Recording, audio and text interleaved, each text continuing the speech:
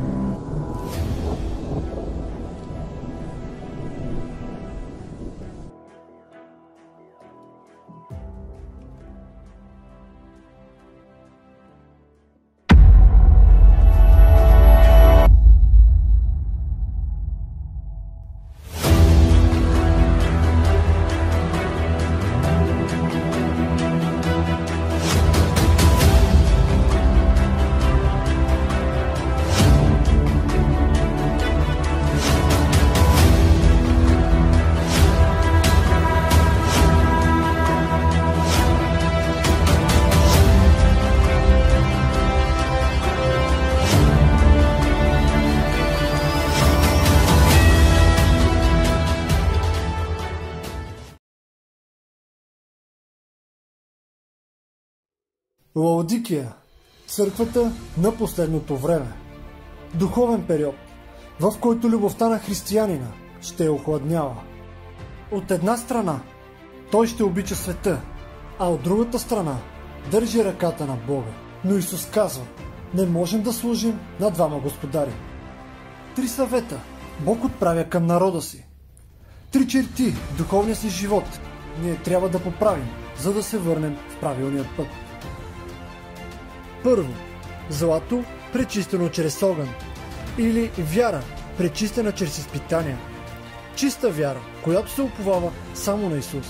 Библията ни казва: възлюбени, не се чудете на огненото изпитание, което идва върху вас, за да ви опита, с цел изпитването на вашата вяра, което е по-скъпоценно от златото, което гине, но пак се изпитва чрез огън. Второ, бели дрехи, за да се облечеш, или правдата на Исус, с която всеки човек трябва да бъде облечен. Библията ни казва: нашите беззакония ни завличат като вятъра, и цялата ни правда е като омърсена дреха.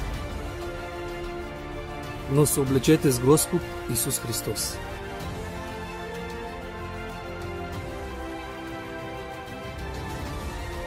И трето, колории, за да помажеш очите си, те да виждаш.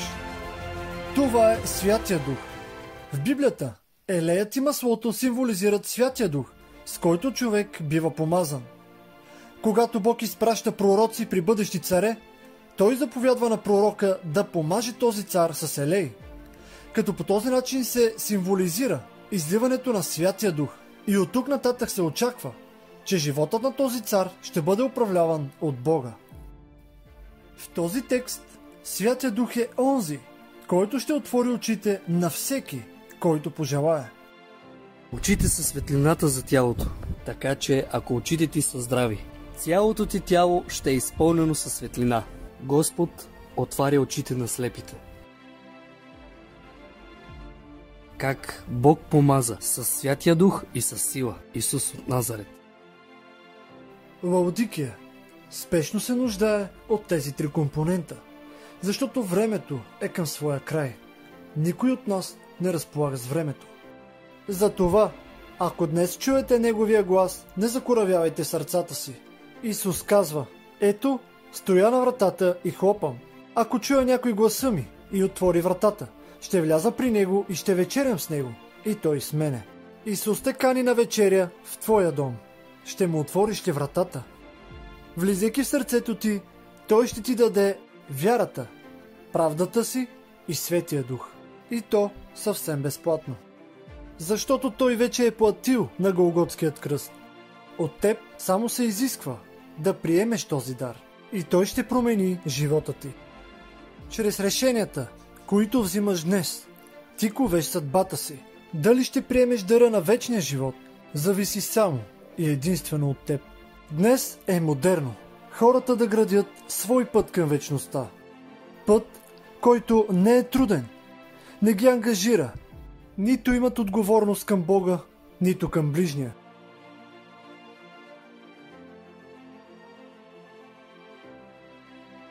Исус е пътя. Няма друг път. Откриете ли Исус, открили сте пътя към вечния рай.